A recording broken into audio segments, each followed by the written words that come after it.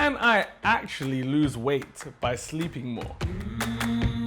Sleep. Now we know we need it, but most of us aren't getting enough of it. However, you're still at home, sitting in bed, knowing you should be sleeping, yet binging that one extra episode on that favorite show of yours.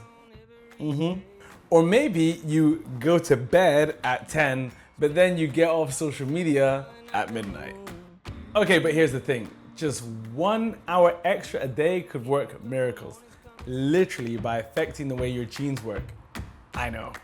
So first up, can you really lose weight by sleeping more? Right, here's the theory. So the amount of sleep we get affects the amount of food we eat. And so sleeping more can actually help us eat less and then essentially help us lose some weight. So we sent 4 fortunate volunteers to the charming, quiet Kent countryside for a relaxing night's sleep. And then we completely ruined their sleep by giving each of them a fake crying baby. This is the thirstiest baby in the world. These volunteers knew that we were studying sleep, but what they didn't know is that we were actually studying how it affects their eating habits. Sleep interacts with every other aspect of your life. So sleep is going to affect your ability to make good food choices, your ability to sort of resist snacks. So for breakfast, we laid on a tempting spread of healthy and not so healthy foods. It's things like the pain au chocolat, for example, because it's high fat, it's high sugar. You could almost expect to see them going back for seconds or thirds if you were sleep deprived, rather than hitting the bananas and the apples. So is this what happened to our volunteers? You darn right it did. Ellie ate 57 more calories for breakfast than she normally would after a normal night's sleep. And Bertie ended up eating 108 more calories. So to put that into context, eating 100 extra calories per day would actually make you gain 5 kilos by the end of the year. And this is the key to this experiment. It's not necessarily that you lose weight whilst you're sleeping. It's what a bad night's sleep will do for your decision making the next day. Because a bad night's sleep disrupts 2 major hormones that control hunger. The first is called ghrelin. So you know when you're really hungry and all of a sudden you find your belly doing the diddy bop, making them noises? Well, basically that's ghrelin. Well, at least that's how I try and remember it anyway. So the second hormone disrupted by a bad night's sleep is called leptin. And this hormone tells us when we're full. So basically it's a double whammy. After a bad night's sleep, the first hormone ghrelin, which makes you hungry, goes up, and the second hormone leptin, which tells you when you're full, goes down. What conclusions that any of you new parents out there may take from that? I'll leave that to you. For the record, the BBC is not responsible for any babies ignored during night sleep. Now, this is clearly obviously a very small experiment. However, the results were actually reflected by a much bigger study done at King's College London, which showed a strong link between sleep deprivement and appetite. It showed that although not everyone is affected in the same way, people on average who are sleeping less than 7 hours a night are likely to be eating significantly more. But at least it's useful to be aware how a bad night's sleep can affect our decision making the next day. So if you wake up the next morning and still decide you want that croissant, cake, tea and biscuits, just know you're doing it because you actually want to and not because you had a poor night's sleep last night. Now, there's been the age-old debate of exactly how much sleep we need. However, it's advised that generally adults should be getting at least 6 to 9 hours of sleep per night. And that's still quite a wide range. So this next study focused on the value of getting just 1 hour extra of sleep per night. And so, how does 1 hour extra of sleep per night change my gene activity? Here's how it went down. One group averaged around 6.5 to 7 hours of sleep per night. The other group averaged 1 hour extra of sleep per night. And then after a week, they swapped around to see how they compared. And it turns out that it makes a huge difference to which genes become active in our bodies. Genes whose expression increases are associated with processes like inflammation, immune response, response to stress. So basically, those who had 1 hour less sleep per night actually showed a spike in a range of genes which are linked to a number of problems such as heart disease, diabetes, and even cancer. And this spike happened over the course of just 1 week. 1 week. To make matters worse, at the same time, genes which help our body to repair itself actually went down.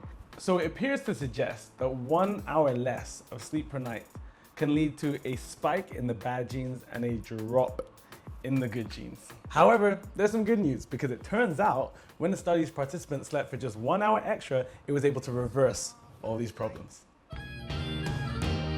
You can shut all the blinds. So I guess given what we've learned, it's about time I went to catch a few Z's.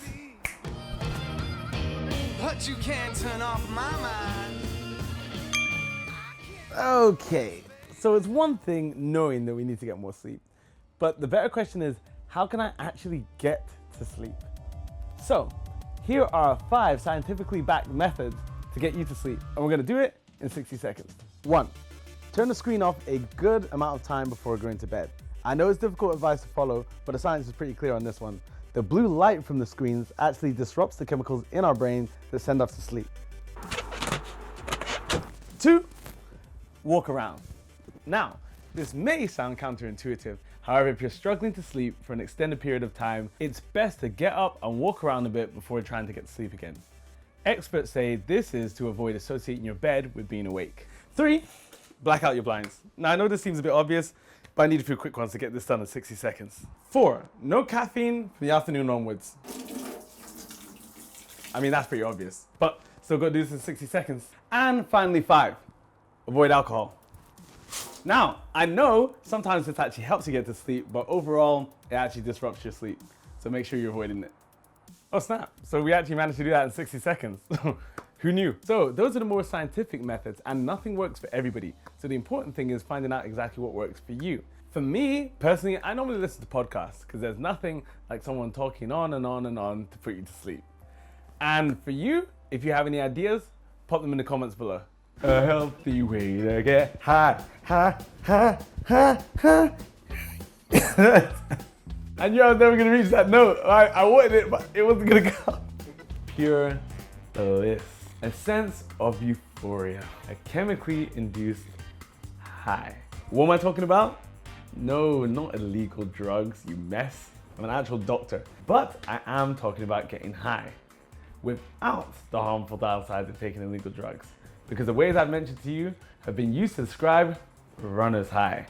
Yes, a state of bliss experienced by many runners. And it seems to be produced by feel-good chemicals which are very similar to cannabis, except we actually produce them naturally within our own brains. And even better, you don't even have to run to trigger these chemicals because singing and dancing can trigger them too. Dance with me, you're so tutti frutti sweet as can be. So, you've probably heard of endorphins, but this isn't even about them. So they used to hog all the credit for that feel-good factor you get after you exercise, until scientists discovered another feel-good chemical that we produce. This is endocannabinoids. So, the question is, what are endocannabinoids? These are natural chemicals that we all produce in our brains, which are actually discovered by accident when scientists were trying to find out why cannabis makes us high. Dr. Saoirse O'Sullivan is one of the leading experts in this field. They first discovered that there is a specific receptor in the body, so a protein found on the outside of cells to which the chemicals from cannabis combined, and that's what brings about their actions. And once they knew that we have this in our brain, people started looking for what do we make in our body that binds to this, because we don't have proteins and receptors that bind to cannabis for no reason. We must make some chemical in our body that also binds to them that might have similar effects. And it was just a couple of years later that they discovered the first compound that they called an endocannabinoid. And they're extremely similar in structure. I mean, look at this.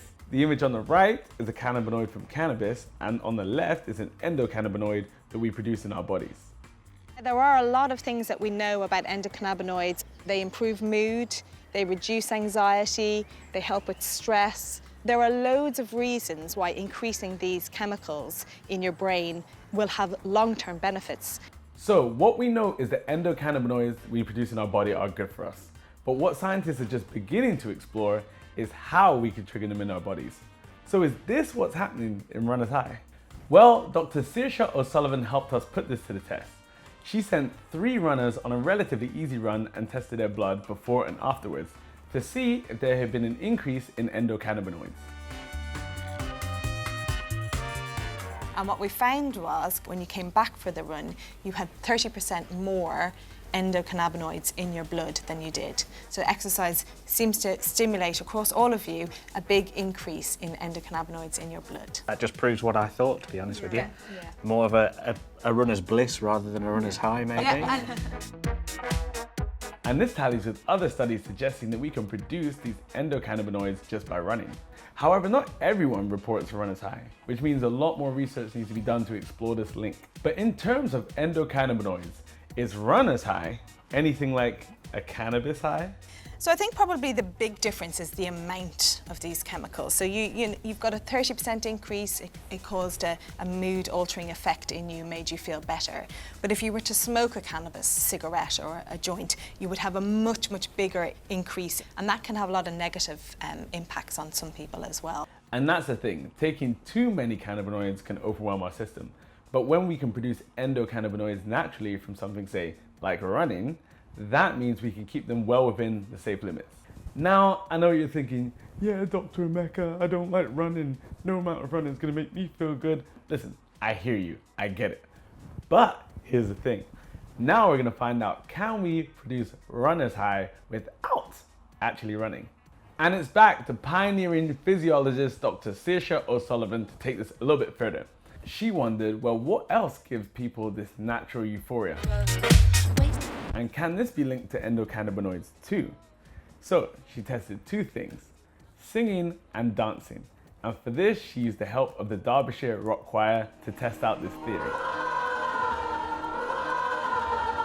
Yes, Derbyshire Rock Choir, nice tunes. So the volunteers tried out 4 different activities, singing, dancing, cycling, and then a purposely boring activity designed to give no high whatsoever, reading dishwasher manuals. So they did each activity for 30 minutes and they had their blood levels tested before and after to measure their endocannabinoids. They also had a questionnaire to measure their mood. So did any of these activities actually give them a natural measurable high? Dishwasher manuals. Yep, there was no endocannabinoids rise there, and it actually made their mood even worse. Shocker. Cycling? So the cycling did cause an increase in endocannabinoids of about 20%. But overall, there wasn't a correlation between how much your mood changed and your endocannabinoid levels. Now, onto the good stuff, dancing and singing. So with dancing, we saw an endocannabinoid rise of 21% with a reported increase in mood. However, with singing, we saw a staggering 42% rise in endocannabinoids and a reported increase in mood, of course. Mama, I wanna sing. All right, so there are a few ways we can look at this. At first glance, a choir group that enjoys singing doesn't sound particularly all that shocking. Neither do runners who enjoy running. However, when you think about it, the exciting research that shows we could produce these endocannabinoids in our bodies ourselves, and it doesn't have to actually be from running, is staggering. It means that a bunch of research can now go on to look at many different activities that can produce this natural high.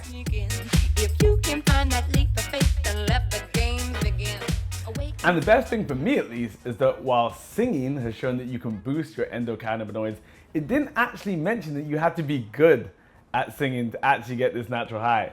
So I can sing all I want to do. That last note was abysmal. That last note was wild. What key were you trying to sing? So there you go. A cheaper, easier, healthier, more legal way to get high.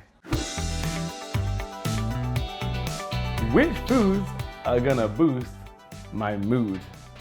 Everyone has that specific comfort food that they go to, right? But this isn't really about, oh, I'm happy because I got ice cream versus I'm sad because I don't have ice cream. It's much deeper than that. This is about the bacteria in our bellies, and that's called the gut microbiome. Scientists say that more than half our bodies is not actually made up of human cells, but made of microbes. I mean, I'm talking bacteria, viruses, fungi. So if you think about it, we're actually more microbe than human. But before you get too alarmed, remember, we think of bacteria as a bad thing. However, there's good bacteria too. And it's the balance of this good bacteria versus bad bacteria that has these scientists so excited.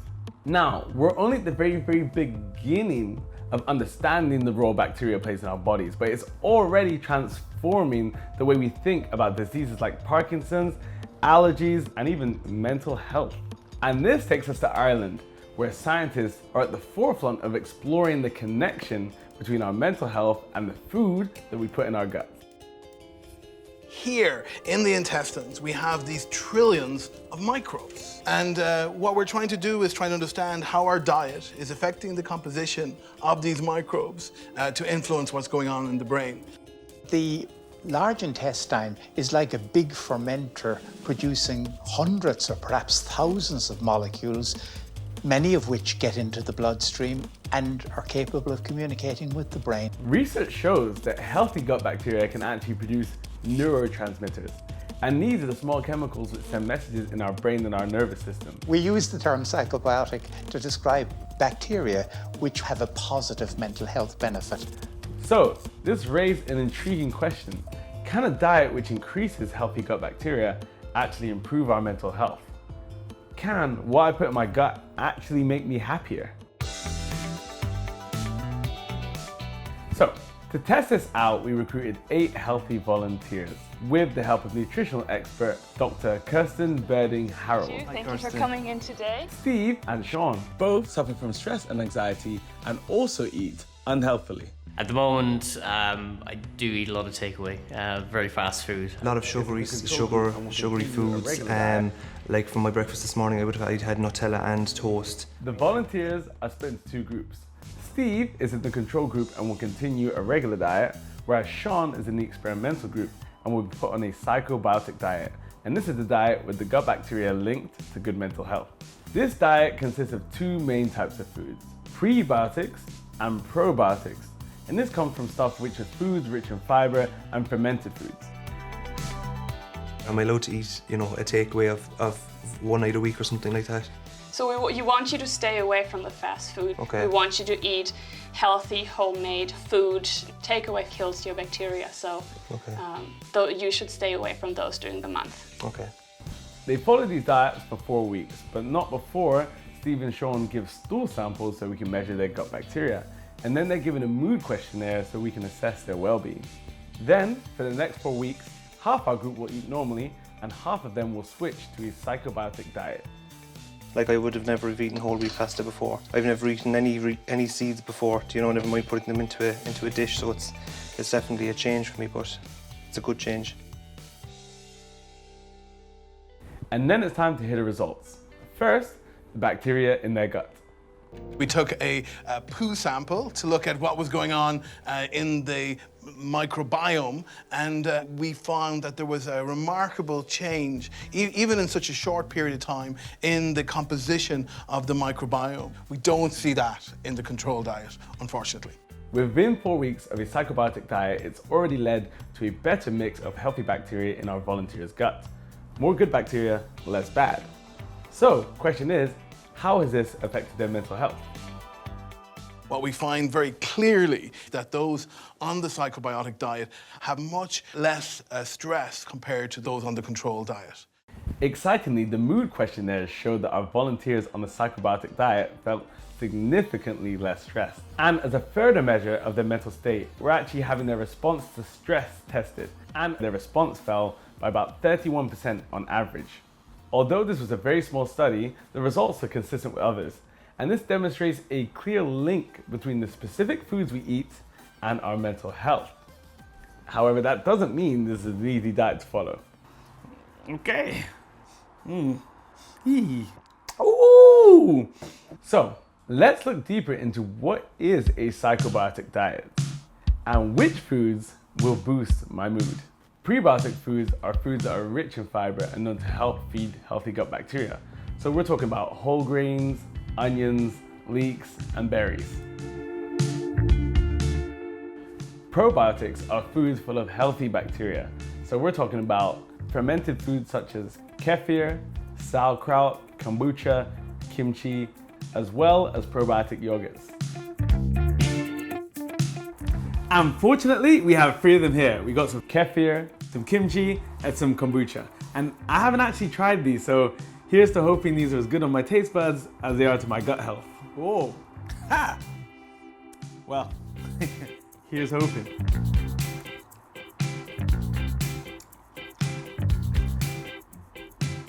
I feel like some of this may take some getting used to.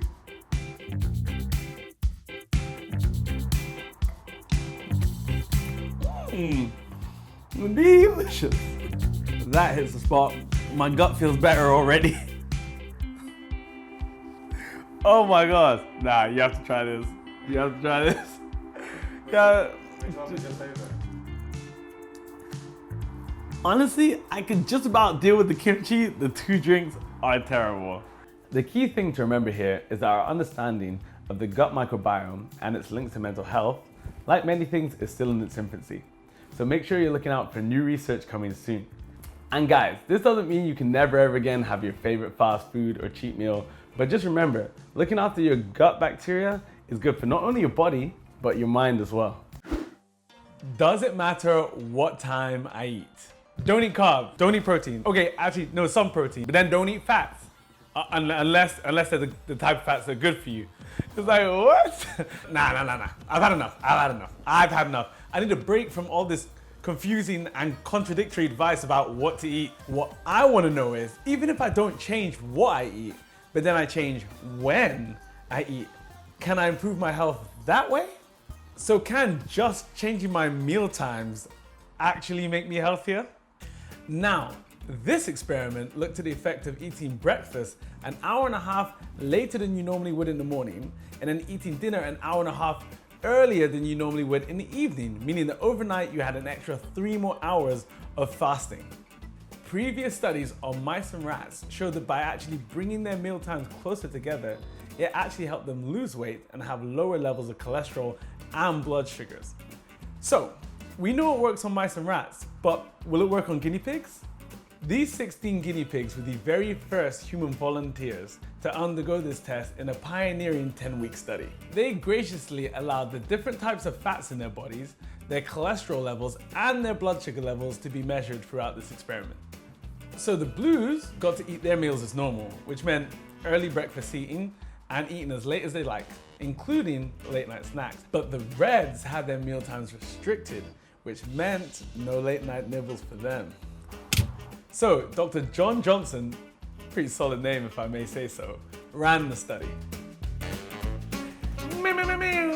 Results are in. Well, it's good news for the restricted time feeding group, who ended up looking healthier in some of our measures. Firstly, they had lower percent body fat. Secondly, they had lower fasting blood sugar. And thirdly, they had lower fasting blood cholesterol.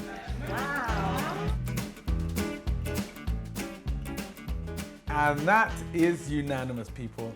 And it's actually very interesting because these are major risk factors for a lot of Western diseases such as heart disease and even diabetes. So tell us, John Johnston, what's going on here? So there are probably 2 possible explanations for this at the moment. My personal favourite, because of my research interest, is that you're eating at a time of day when your body metabolism rhythms are expecting you to be eating food. So your body can deal with those calories more efficiently than if you eat, for example, during the night. However, these guys have also had a longer fasting duration every day. And it may be that the fasting in itself is having some important effect. At the moment, we just don't know, but I think it's great that we're actually seeing some positive results. Now, although this was just a small study, similar results have been produced elsewhere. And basically, the fact is, when it comes to metabolism and fat burning, your organs tend to do this when they know there's no more food coming to your body. So if you can increase this period of fasting, mostly when we're asleep, you can actually burn more fats. Now guys, so try not to get too bogged down by this and stick to some super hyper rigid regime. Because at the end of the day, there are things that are gonna get in the way. So the major thing to take away from this is that maybe eating breakfast slightly later and eating dinner slightly earlier can burn you a couple more fats. But I'm not done yet. So, if we know that changing meal times can make this much of a difference, what I wanna know now is, should I be eating before or after exercise? it's not even about exercising anymore. This is about finding out whether or not we could turn our bodies into more efficient fat-burning machines. So, brother and sister Josh and Jess were the willing lab rats this time. So what they did was 30 minutes of exercise on an empty stomach. Starving. Ravenous. Dr. Adam Collins then measures how much fat their bodies burn. What we're monitoring here is the fuels that he's burning during exercise. So when you're exercising, you are using a combination of glucose, which is a carbohydrate, or fat. So what we're interested in is the impact of exercise after the exercise is finished, because that's when you do most of your fat burning. So most of the effect of that exercise actually happens in the period after the exercise rather than during it. So then, Josh and Jess get their breakfast in liquid form, yummy, to calculate exactly how much their calorific input is. A week later, they basically did the same thing, but this time they ate before exercise. And the results are a little bit weird, because the results were actually different for Josh and Jess. So, Josh actually burned 10% more fat whilst exercising on an empty stomach. But for Jess, it was the reverse. She actually burned more fat exercising on a full stomach. This suggests there's actually a difference between men and women. So to test this on a bigger scale, we went back and teamed up with Adam Collins to get 31 volunteers to undergo a 4-week experiment. Prior to this, I probably had the fitness levels of a pork scratching, but now I feel like a much fitter, much more lively, healthier pork scratching. And amazingly, the results were replicated. So with the women, they actually improved by 22% more after exercising when they'd eaten. But with the men, they actually improved 8% more by exercising before they'd eaten. So what's going on here?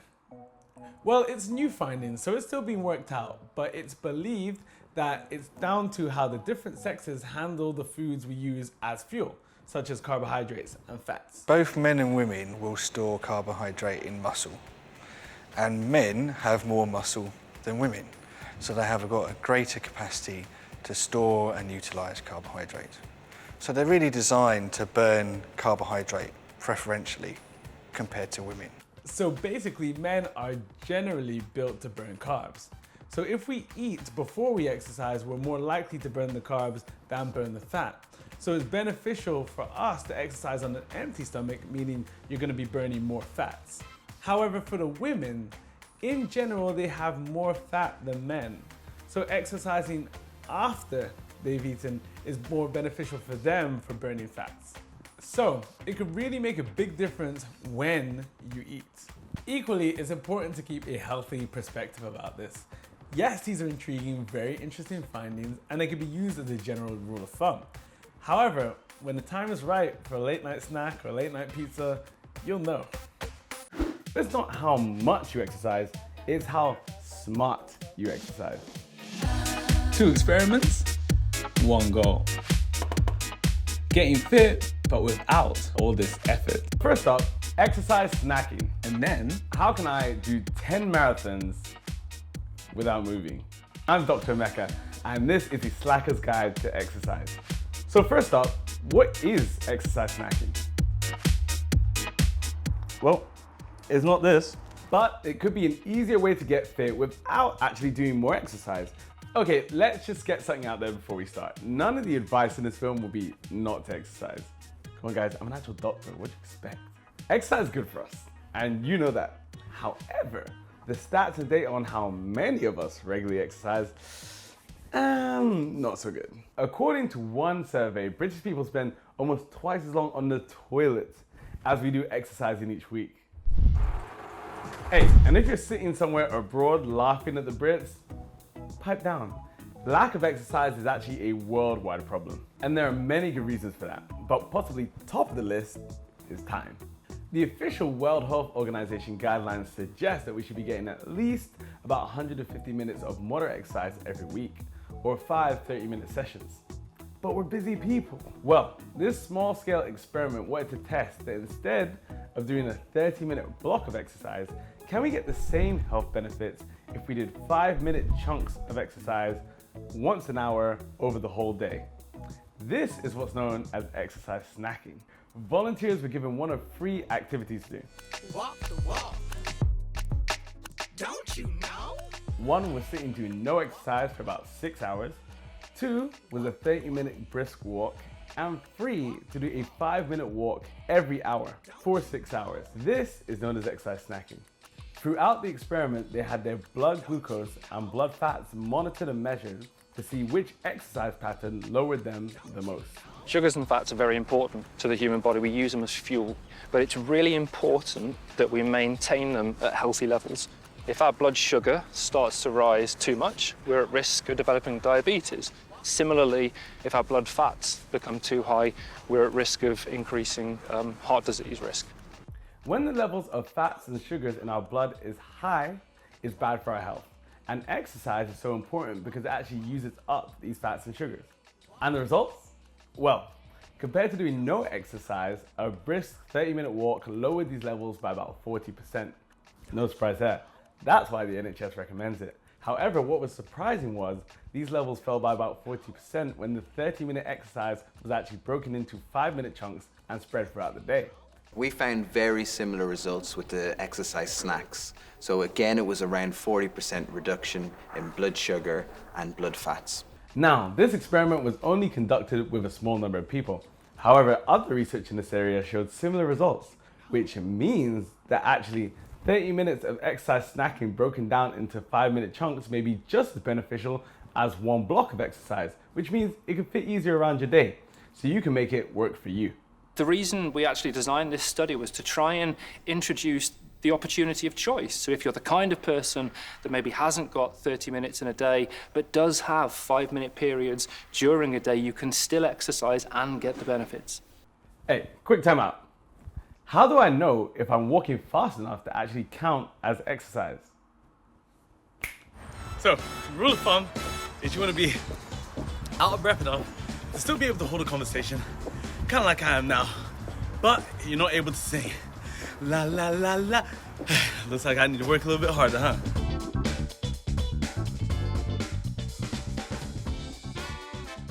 Although the last experiment took into account walking, this is mainly about moderate exercise and raising the heart rate, which can be done in a number of ways. So the measure of being able to talk but not sing is still a rough guide to let you know that you're exercising well enough. Now, I promised you a hack for completing the equivalent of 10 marathons without moving a single inch. And you're gonna wanna sit down for this one, or stand up. Well, actually, that's the whole premise of this whole experiment, because this is sitting down versus standing up. In Britain, on average, we sit down for almost 9 hours per day, and this sedentary lifestyle is leading to a number of different health problems. So, this experiment wants to see if we can offset that by simply standing up.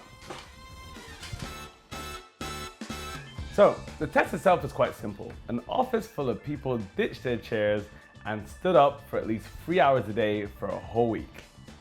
I'm a little bit worried actually. I'm Are you? worried that I'm not going to be able to stand up for all that time. They then had their heart rate and blood glucose measured. And the results? If we look at the heart rates, and we can see in the dark yellow line, that is their heart rate and their calorie burn while they're seated.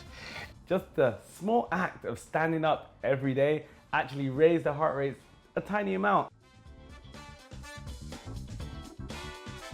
And that makes a difference of about 0.7 of a calorie. 0.7 of a calorie. 0.7 of a calorie. 0.7 of a calorie. However, if I extend that over 3 or 4 hours of a working day, over a week, over months, over a year, it comes up at about 25 to 30,000 extra calories just by standing up 3 or 4 hours in your day at work. At least 25 to 30,000 extra calories, which, and you know where I'm going with this, is the equivalent of, drumroll please, 10 marathons. And the benefits of standing up don't just stop there. The blood glucose monitors also showed that you reduce sugars in the blood much quicker if you stand up versus if you're sitting down. So, the message out there is quite clear and simple. If we could try and stand up just a little bit more each day, we can make some huge differences to our overall health. Now, this experiment looked at the difference between sitting and standing. And like the previous experiment with brisk walking, whether it's an injury or disability, a number of people aren't able to stand for long periods of time. And if that's you, I want you to remember that the premise of this experiment is actually raising your heart rate by just a little bit over a long period of time. And remember, this could be done in a number of different ways. So, do check the NHS website on what advice will work for your needs. And for me, I think it's time for a little exercise snack. But waiting on the other side. Yeah.